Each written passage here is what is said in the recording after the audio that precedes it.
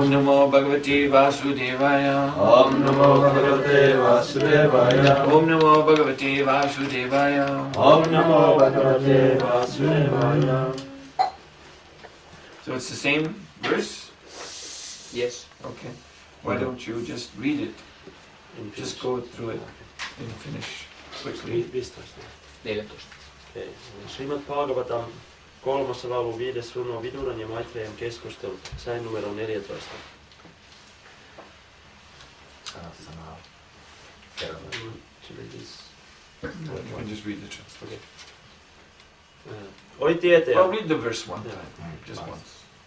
Tan chotsya chotsyan avidonu chotse hare kathayam vimukhana ghena kshinoti devo nimishastus yesham ayurvritha vadakatis smritinam. Sinut lukee sanasta pistä vaikka. Tan Tan. kaikki nuo. Kaikki nuo. Chotsya Chotsya. säälittävä. Säälittävä. Chotsyan Chotsyan. säälittävän. Säälittävän. Avidaha Avidaha. tietämätön. Tietämätön. Anushotse Anushotse. minä säälin. Minä säälin. Harehe Harehe. Herran. Herran. Kathayam Kathayam. puheenaiheita. Puheenaiheita. Vimukhaan Vimukhaan. tuntevat vastenmielisyyttä. Tuntevat vastenmielisyyttä. Aghena Aghena. syntien vuoksi. Syntien vuoksi. Kshinoti Sinoti. rappeutuminen. Rapeutuminen. Devaha Devaha. Herra. Herra. Animishaha Animishaha. ikuinen aika. Ikuinen aika. Tu Tu. mutta Mutta. Yesham Yesham. jonka Jonka. Ajuhu Ajuhu. elämänkesto. Elämänkesto.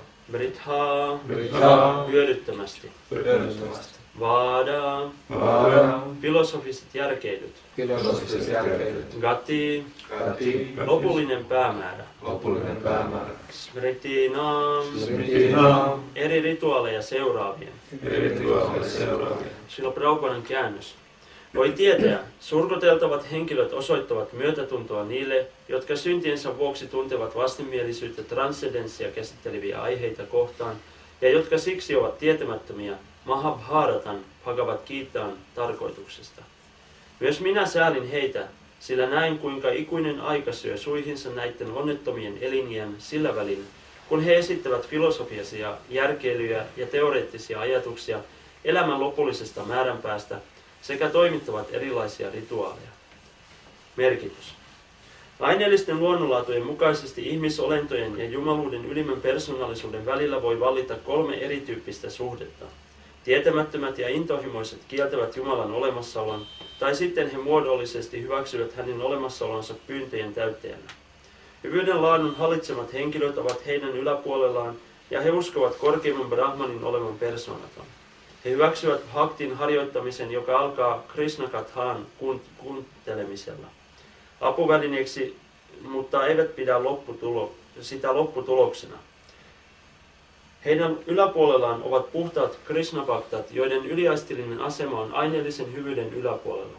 Tuollaiset henkilöt ovat ehdottoman vakuuttuneita siitä, että persoonallisen Jumalan nimi, muoto, maine, ominaisuudet ja niin edelleen eivät eroa toinen toisestaan absoluuttisella tasolla. He pitävät Krishnasta kuulemista samanveroisena kuin Herran henkilökohtaista tapaamista. Näille puhtaille bhaktoille ihmiselämän korkein päämäärä ja todellinen elämäntehtävä on purushartha, eli Herran antaumuksellinen palveleminen. Koska persoonattomuusfilosofit rakentelevat mielessään teorioita, eivätkä usko persoonalliseen Jumalaan, Krishnasta kuuleminen ei tarjoa heille mitään. Herran ensiluokkaiset puhtaat palvojat säälivät tuollaisia henkilöitä. Surkuteltavat persoonattomuusfilosofit tuntevat sääliä niitä kohtaan, joihin vaikuttaa tietämättömyys ja intohimoisuus. Mutta puhtaat Herralle antautuneet sielut säälivät kumpaakin edellä mainittua ryhmää. Sillä molemmat tuhlaavat arvokkaan ihmiselämänsä epätodellisiin etsiskelyihin, aistinautiskeluun sekä erilaisiin järkeilyihin elämästä ja sen päämääristä. Ukam kroti bachalmam mangaitegeram yatvipnram mandeshurum dinatagnam paramahanandamarvam. So there is a saying that at the bottom of pleasure we will find distress, pain. So this pleasure, of course, is the sukh word Lord Krishna uses in Bhagavad Gita, which is in opposition to dukh. Sukh means happiness or pleasure, dukh means suffering, and these two words are put together to describe for us a duality, the duality of experience in this material world. So, pious persons, or materially pious persons, they at least accept the Vedic definition of this sukh, or at least we should say the Vedic preliminary definition, because as we find in the Bhagavatam, there is Brahma Sukha. There is the enjoyment or happiness or pleasure of the liberated position in Brahman, in the spiritual world. But in order to bring the very deeply absorbed in Maya souls to that point, first they have to be brought up through different standards of material sukh. And this the Vedic scriptures do. There's a well-known section of one of the Upanishads, Taittiriya Upanishad. It is called Ananda Bali. And in this section, different levels of Ananda are described. First beginning with what we human beings can experience on this earth, then heavenly regions above the earth, many stages, and then finally Brahman. So this is the scheme of the Vedic literatures. So pious persons, materially pious persons, this is what they can accept in the beginning, the Vedic definition of this material sukh and the Vedic directions for how to attain it. So that is what this verse is referring to, that there are persons who are engaged in different sacrifices, penances, austerities, religious performances. But what is their aim? Their aim is elevation to heavenly planets, or at last liberation in impersonal Brahman. Although the impersonal Brahman is spiritual because it is the effulgence of Krishna, but it is still materialistic to want to go there, to merge in there. Prabhupada always said, this is the last snare of Maya. This is spiritual Maya. This is Maya, but appearing as something spiritual. Why is it Maya? Because it is also not a lasting situation. Of course, those who go into the Brahman will manage to do that, because that is requiring great effort, great trouble. As Krishna says in Gita, 12th chapter, there is much, clearly says, there is much dukh, much suffering that is connected with this endeavor. But suppose they attain that Brahman, that would be very few who actually do that. Suppose they do, then there's no positive engagement there. So the soul is not able to experience rasa in Brahman. And it is this rasa that is the prayojan, that is the necessity, the need of everyone. This is our nature is spirit soul, Anandamaya Vyasa. We have come from the Lord who is Anandamaya, full of bliss. So therefore we have that nature to be sheltered in abundant blissfulness. We're always seeking that. So that is not there in Ananda, in Brahman. The ananda, the bliss that they talk about in Brahman is simply the relief from the suffering. You see, there's also no suffering in Brahman. It is a totally neutral situation. So the living entity therefore cannot be satisfied there and will, when opportunity arises, desire to come back to this material world. This is clearly stated in the Bhagavatam. So you see, this pious endeavor, which ultimately achieves the Brahmajyoti,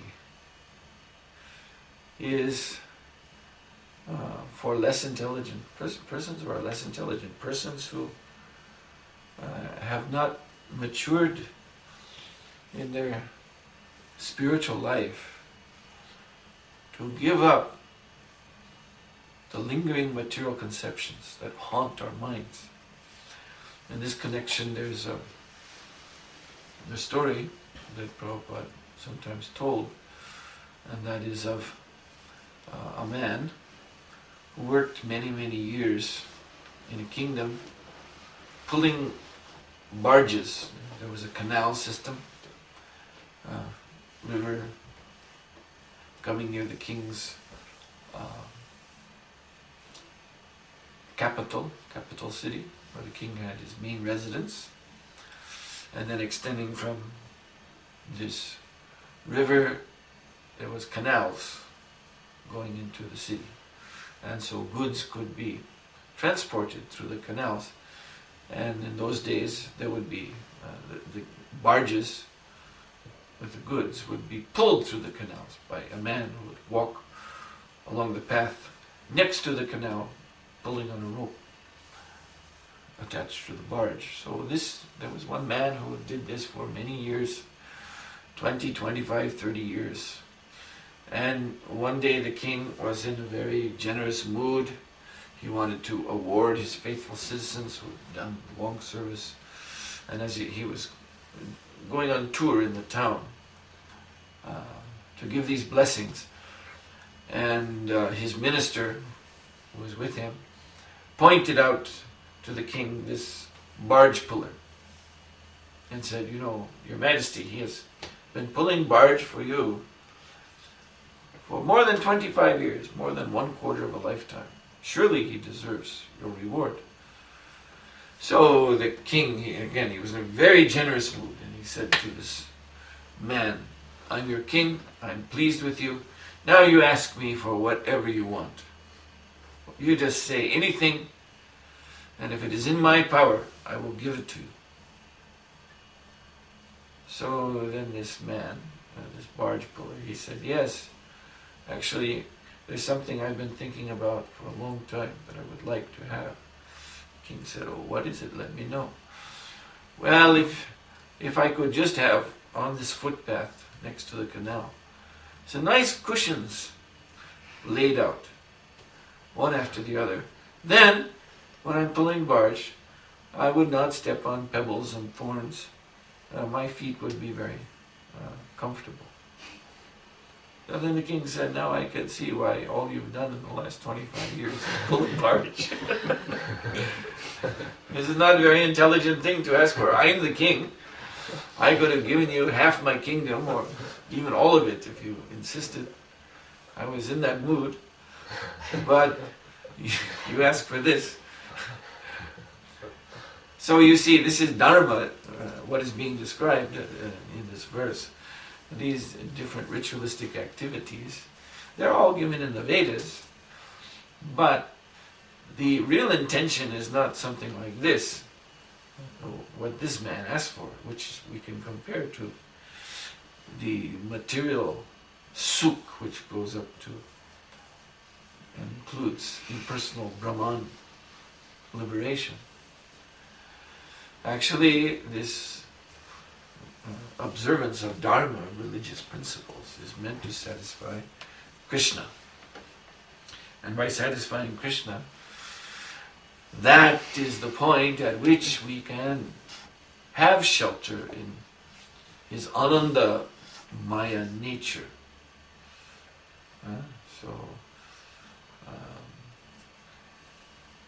like where he says, Cetasa sarva karmani mayi sanyasya matpara, buddhi yoga vipashuta, matstitam,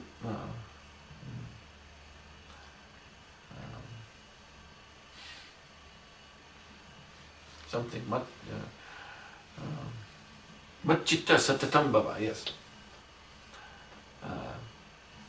Yes, satatam bhava. So what he's saying is, if you perform any and all activities for me, sarva karmani, whatever you do. So karma, this word is specific.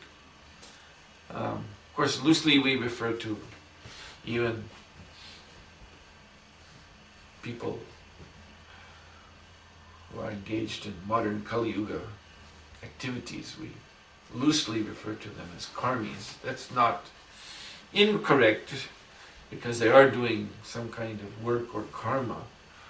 But actually, this word karma really means activities, fruitive activities that are ordained in the Vedas, that the Vedas prescribe. That is technically karma. And if someone is just acting according to their own whims, violating the principles of the Vedas, that would be called vikarma. It's a kind of karma. But vi means degrading, will degrade us. It's more accurate to call these modern non-devotees vikarmis than karmis. So Krishna says sarva karmani. So anything, in other words, anything that may be prescribed in the Vedic scriptures, you can do, but should do it for me. Cetasa, in consciousness of me. Cetasa means consciousness. Consciousness of me. Being conscious of me, you perform your activities, and in this way you become established in Buddhi Yoga, because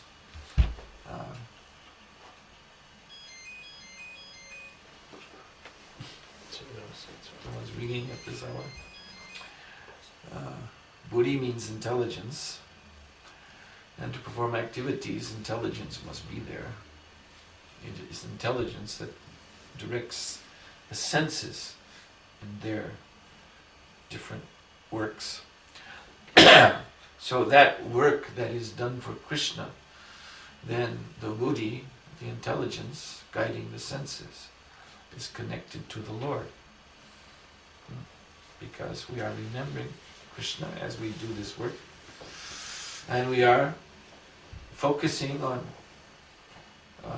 satisfying Him through this work, making an offering for Him by this work, like that. So in this way the intelligence becomes absorbed in Krishna. So buddhi yoga upashrita matchitta satatam bhava. Then in this consciousness of me, matchitta satatam bhava, one will attain my eternal nature, bhava. Bhava means nature, means a state of being. State of being. So Krishna's state of being is transcendental. His nature is transcendental. So he says, you will attain my nature. This is the real point of the piety prescribed, pious activities prescribed in the Vedas. Do them for Krishna. And Krishna declares also in the Gita, at the end of chapter 11, and he repeats the same point in chapter 12, that it is his devotees who perform his work, my karma for me. You see, this is the nature. Mat karma krin mat paramo.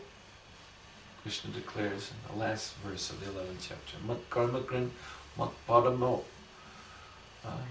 The devotees are engaged in activities, karma, for my sake. Okay?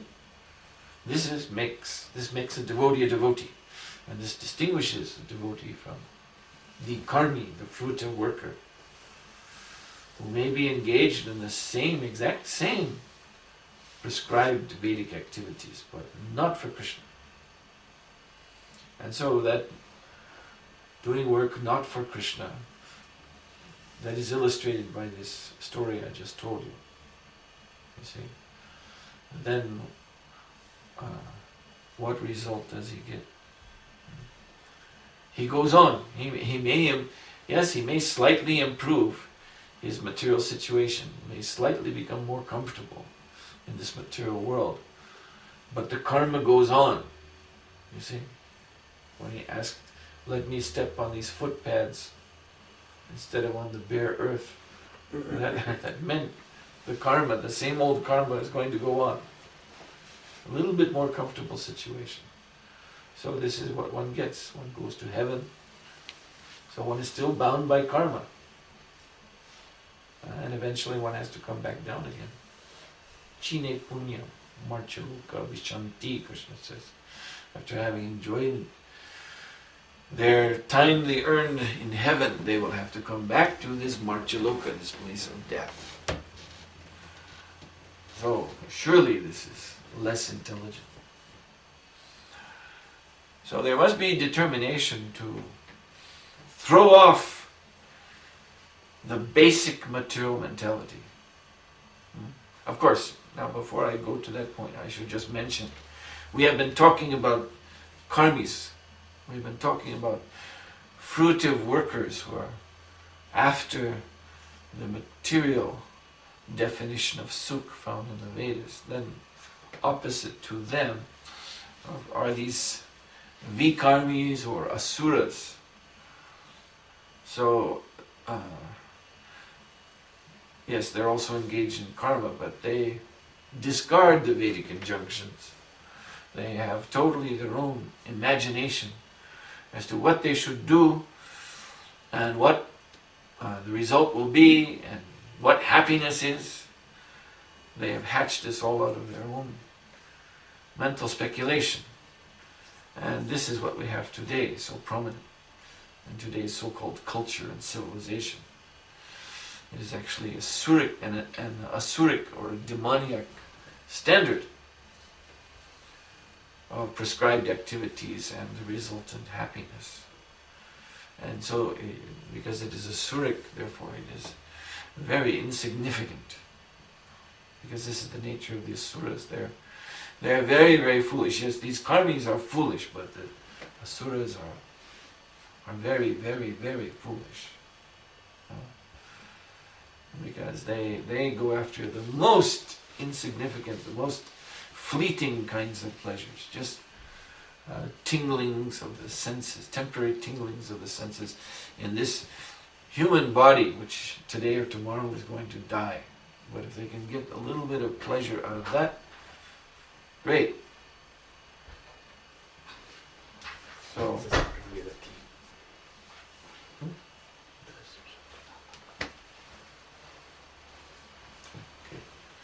so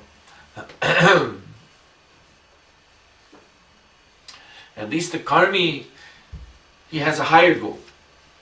This is what he does. He's thinking of heaven,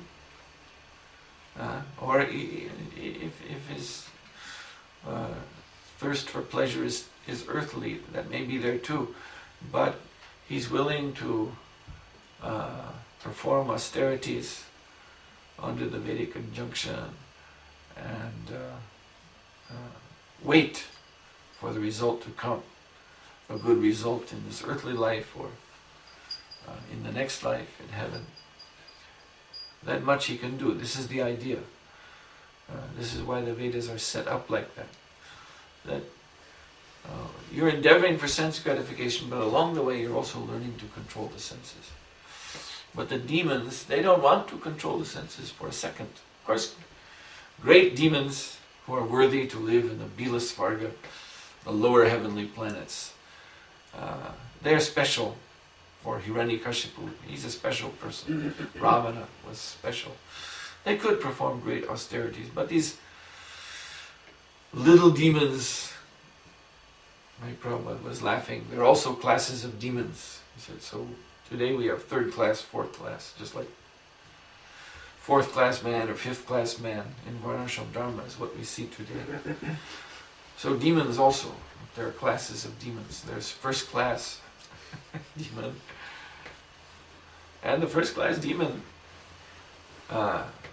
will also follow Vedic injunctions, but for some demoniac end. You see,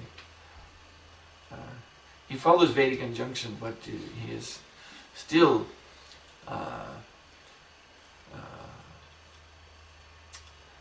is that word? Anyway, he's an enemy of Indra. Indravari, yes, this word in the Bhagavatam. He's an enemy of Indra, enemy of the demigods. So therefore the first class demons, they follow, we see, yes, you see in the Bhagavatam, they follow Shukracharya, Brahmana who has come to them to become their spiritual master, advise them in their demoniac activities. But the demons who are running the world today, they're very low class even in estimating the demons, the status of demons. They're very low class. Because all they want is to enjoy the senses of this body. They don't want to hear anything about any next life, or even to wait in this life for a long time, or some greater goal. No, we want it right now. Unless you have this very mechanized push-button type of culture, everything computerized, trying to make everything as instant as possible. You see? In America, I guess you have them here too. But I remember when I was young, and they still have them today. They had these automats.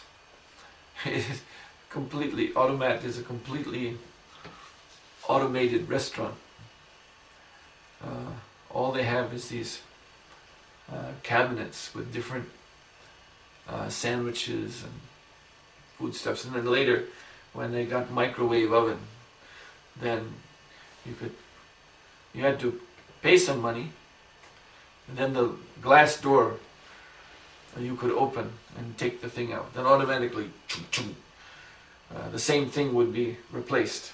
See? So you take it out, and if it's made to be eaten cold, then you eat right away. Or there's a microwave oven, and 30 seconds it's hot. And this is a type of restaurant called automat. In other words, you don't have to sit down at a table. There are no tables in it. Or somewhere else. They might have tables, but that's not the point. You don't sit down at a table and, try to get the waiter's attention, and the waiter comes over, what would you like? Or first give you the menu, and then you look at the menu, and, well, I'll have this, that. Then you have to wait, then finally it comes. Then at the end, pay, and give a tip, and all these things.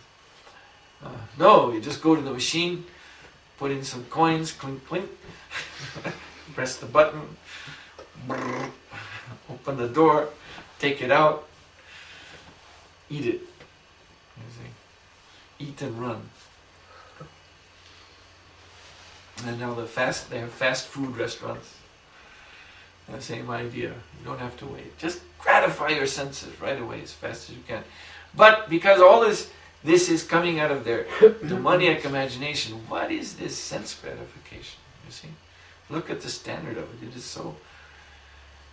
we devotees, they aspire to live in the mode of goodness. So those things that these non-devotees eat, this is not food for us. This is not... This is so nasty and disgusting. And that's what they enjoy, you see. They enjoy that. So you can see where this kalpana, this mental speculation, when they take shelter of that instead of the Vedas, they're so much cheated. So much cheated. Actually, everything they're doing is simply misery. You see? So this was the point I was making at the bottom, in the beginning of the class, at the bottom of pleasure there is misery. So even we take pleasure as defined in the Vedas, at the bottom of it there's misery, because it is temporary. Even one goes to heaven, one cannot stay there. And there is misery on the way to getting the place. So, very wise statement. At the bottom of it, there's also misery. But for the demons, there's only misery. They're at the bottom. They're at the bottom. They start at the bottom. They finish at the bottom. And there's only misery. Misery beginning, misery middle, misery end. And the viewpoint Krishna is giving in Bhagavad Gita, he's more or less summarizing the whole material world, pious karmis, impious vikarmis, in that way too. Dukkalayam ashashvatam, this material world is a place of misery. And so therefore the ultimate conclusion, as Prabhupada states it, is that everybody in this material existence, they're under some demoniac influence, asurika bhava. Everyone is overshadowed by that. Anyone who won't surrender to Krishna, namam duskritino moda, is what? Is duskritina.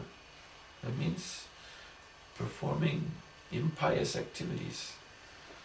They may even appear pious according to this injunction, that injunction. But why does Krishna say duskritina, negative activities, degrading activities? Because they do not work for him. They work for their senses. So following Vedas or not, ultimately the core attitude is the same. It is also demoniac. So therefore, everyone in this material world to some degree or other is sinful. Even Prabhupada said, even up to Lord Brahma, if he's here in this material world, has a material body, that means he's sinful. So yes, what I wanted to do was to talk a little bit about this demoniac mentality, or this non-devotional mentality, this basic material mentality. So, yes, it is pervaded by an attitude of non-surrender to Krishna. There is a determination of vrat. Sri Prahlad Maharaj mentions this. Grihavrata, he calls it. That means, in the conviction, which is in the heart. And this is the place where we have our deepest beliefs and attitudes and decisions. So in the conviction, the vrat, the vow, the dedication, determination, is for sense gratification. Griha of course means home, but it also means this body. The body is griha, that usage is there. In the Bhagavatam we find the body is also the griha of the home. So everybody lives in a griha, not just grihastas or grihamedis, but everybody. And so griha vrata means that vow that I'm going to be in this bodily consciousness. I'm going to enjoy this body. So, as a result of this inner conviction, then Matirna Krishna, Prahlad Maharaj says, then this intelligence of Krishna, this Buddhi Yoga, which we talked about before, it does not arise, it cannot appear in the mind of such a person. So then what does appear? You see, so that mind which is pervaded by this griha vrata, this vow to enjoy this body, this world, then that mind becomes host to inauspicious thoughts. Actually, demons, ghosts and demons take their birth in that mind. This is very interesting, but it is true. Like Srila Prabhupada quotes the one verse from Prema Vivarta, that how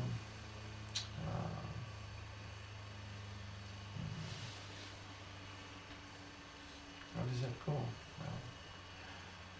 Oh yeah, Pisacha Paila Yena Maticha Nohoy Maya Grasta Udoy Se Bhava Udoy. So this means that just like a person can become haunted by a ghost, what happens when a person is haunted by a ghost? This ghost and pisacha, it enters his mind and takes over, and even speaks through this person's body, so that he's speaking all kinds of ghostly nonsense. So in the same way, this verse says, everyone is haunted by Maya. Same principle. And Prabhupada speaks of Arjuna's doubt. The doubts that Arjuna, the doubt that Arjuna had in the beginning of Bhagavad Gita.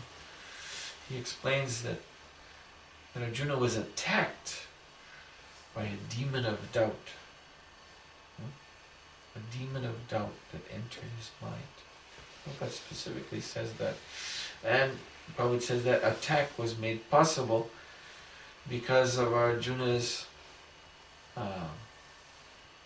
lamentation, or yes, his attachment to the body and to the bodies of his kinsmen. There was a basic mentality of attachment to the material body, and he was lamenting that his near and dear ones would have to be killed in the battle. So out of that basic mentality of attachment to matter, because of that, because his mind was open to be penetrated by this demon of doubt. In the Bhagavad Gita also, in that verse, Indriyani Mano Buddhir, beginning with that in the senses, mind and intelligence, these are the places where lust enters and takes control. So in the purport, Prabhupada begins the purport by saying that Krishna is giving us a hint where we can see this enemy, where we can see our enemy. When we know where the enemy is, then we know better how to take steps to defeat him. So this is the same point, that the mind becomes penetrated by enemies. The enemy of lust, the enemy of doubt, the ghostly influence of Maya. So these things actually penetrate the mind, take birth in the mind. That means that mental energy which is given by Aniruddha, the super soul. Again, why is it given? Manmana, to think of Krishna, to be engaged in Krishna's service. But when we have this attitude of, no, let me identify with the body, let me enjoy this material world, then of course the mind is not engaged in its proper business by that conviction. So then that mind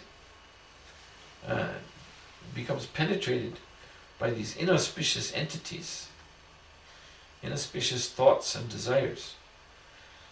And they have a life of their own. They have a life of their own.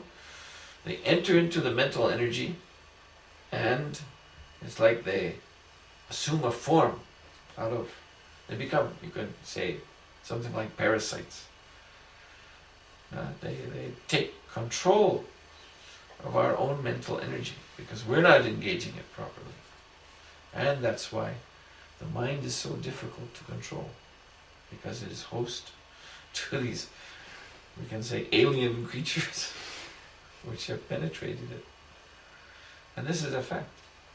This is a fact. This is, if you study Prabhupada's books, you can see that he's actually saying that. He's actually explaining it this way in different places.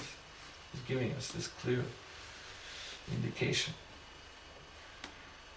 So, ghostly haunted, pisatcha paila yenam itichno hoy. Ghostly haunted by Maya.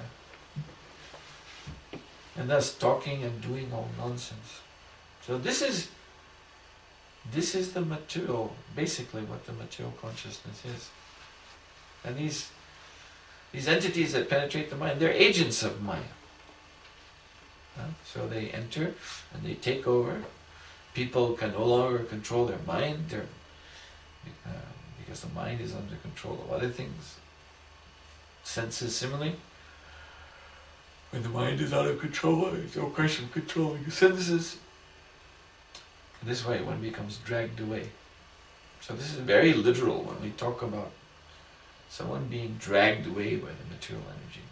They're agents by which that dragging is accomplished. So,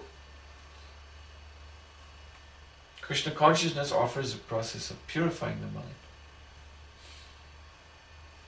Oh yeah, I want to point out that while it is a fact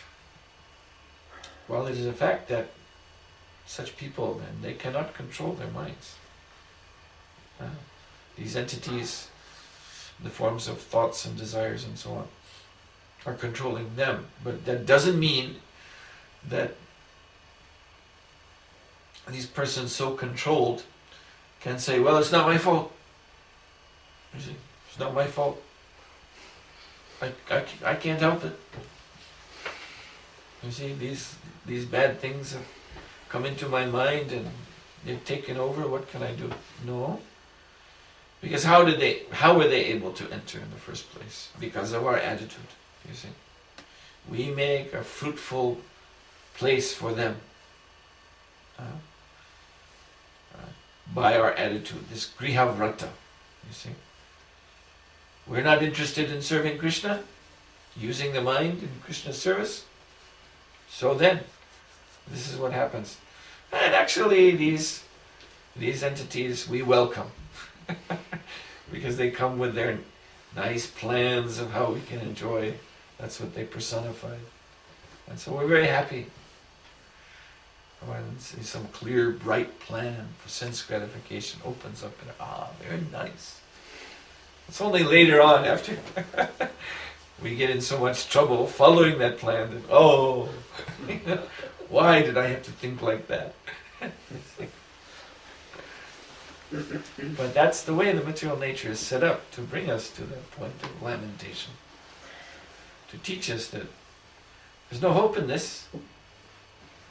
So you should surrender this mind, the senses and everything to Krishna. So anyway, yes, now we come back to the point I wanted to make before. Krishna consciousness. So Krishna consciousness, in particular, the chanting of the Hare Krishna mantra, especially this, then this is cleansing the mind. You all know this, isn't it? I mean, there's no argument there, there's no doubt. Chanting the Hare Krishna Mahamantra, this transcendental sound vibration, is purifying the mind. What does that mean? It is making the mind an unsuitable habitat for these demoniac entities that want to take root.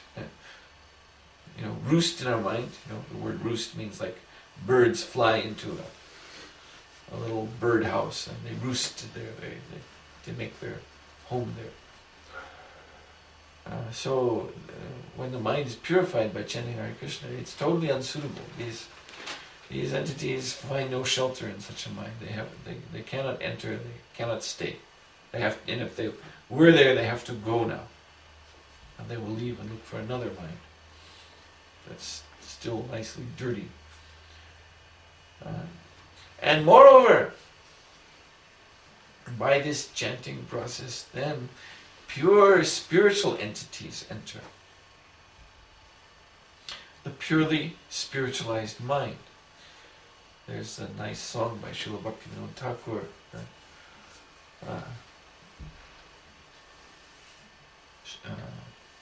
Nitai Chaitanya Nache Amarman. Yes.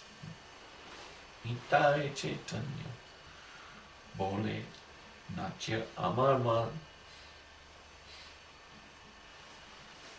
So, Sri Sri Gauranitai, Nitai Chaitanya, Nacha Amarman.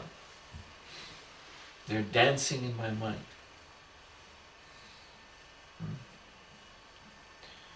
They have entered into my mind and they are dancing there. So this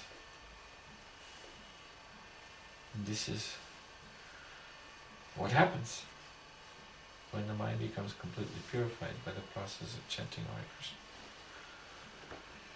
This is what Krishna consciousness means. Consciousness means our awareness, our mind. Krishna, consciousness. Krishna means Krishna is manifest within that mind.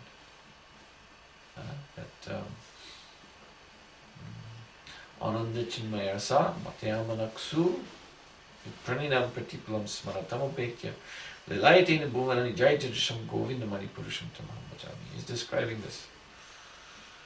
So Ananda Chinmayasa Mataya, the Ananda Chinmayasa, the pastimes, divine pastimes, ever blissful pastimes, ever expanding blissful pastimes of Lord Krishna, Mataya will appear in the mind, in the consciousness.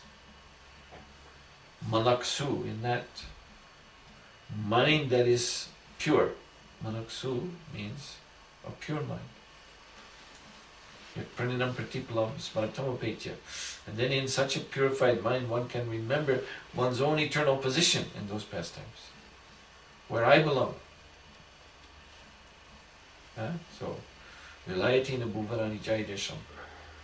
So in this way, by the manifestation of the Lord's Leela, we cross over material existence. Yes, so one has to endeavor then. The antidote to what this verse describes is the endeavoring in Krishna consciousness to purify the mind of this host of materialistic desires, which take control of the mind and engage the mind in different materialistic activities, even the so-called pious activities. Yes, they're pious. They're pious but still material and still avidya karma, hard work under ignorance. Because even one may be following Vedic injunctions, but if one is ignorant of Krishna, then that activity is avidya karma. So, by endeavoring in Krishna consciousness, we drive away this avidya, this tamasic attitude, griha vrata, and drive it out. Then these strong materialistic tendencies, they cannot stay in the mind, and instead pure spiritual entities they may enter. And that's what we call Krishna consciousness. Jai! Srila Prabhupada ki Jai. What is the question? The Guru Maharaj, I was just yesterday reading letter from Bhaktisiddhanta Saraswati, what you had published in Intimacy, I think end of July, and there were many nice points, but particularly I remember there was mentioned that, in the end he mentioned that if I think I'm better than other devotees and if there is some envy on my mind, Krishna will notice this mentality, and I think he mentioned that Krishna will put me into distress. But it's like it goes hand in hand, that if there is some envy, then there has to be distress. Yes, envy is the principle of material society. So this goes back to this point of the basic materialistic attitude. So we have a vow, we set up a vow in our mind to enjoy this world, but that means also enviousness. And enviousness of Krishna, of course, because this is his world. He's the proprietor here. He's the creator. This world runs according to his plan. So one is supposed to, if we are in this world, to follow Krishna's plan. Dharmam tu shakshat bhagavat pranidam. Therefore the Lord is giving dharma for us to follow. If one wants to follow his own imagination, just dedicate himself to sense gratification, then that is enviousness of Krishna. And then because sense gratification, this is competitive, we enter into competition with other living entities who are also seeking competitive. There's envy on that front too, among the different living entities. So envy is the basic, a basic ingredient of this material consciousness. It's a basic platform. Society, this material society, is a society of envy. So if we are fortunate to have sadhu sangha, association of devotees, but still maintain this materialistic conception, this envy, yes, then Krishna will put us in distress because that is offensive. Krishna, pritranaya saranam vinashaya chadushkritam. Krishna delivers, or Prabhupada once said he comes to give happiness to his devotees and to do harm, to destroy the demons. So you see that mentality of thinking I shall surpass other devotees, it is actually demoniac. Looking upon other devotees, so they are all foolish. I am better than them. Or at the very, very least, this Mayavadi attitude, that these devotees, they're sentimental, they're not intelligent, I know better, and being impersonal. So this all constitutes the materialistic attitude, and is offensive to the devotees, and therefore one will be placed into distress by Krishna.